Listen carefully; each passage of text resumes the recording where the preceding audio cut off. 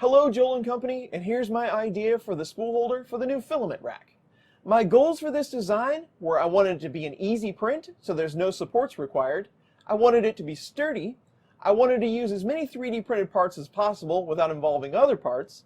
I wanted it to be functional, but movable, so you can actually move this from rack to rack with just one hand. So here's what I came up with.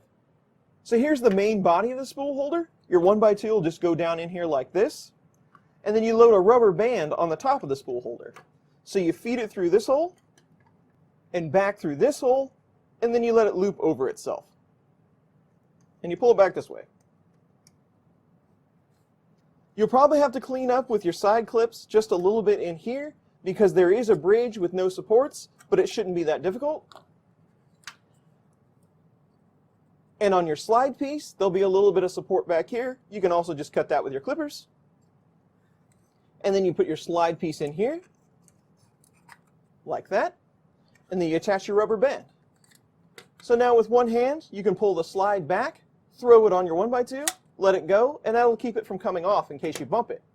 I've also made a nut that'll go on top of the spool holder. It just threads on, and this should keep your spool from going off the side. So you have your 1x2, you want to throw your spool down, open it up one-handed, throw it on there, let it go, now it won't come off. Easy enough. The only drawback to this design is it takes a little while to print. If you do all three pieces at once, it takes about 8.5 hours at a 0.2 layer height with 20% infill on my Prusa Mark III. But you never know, it might be worth it.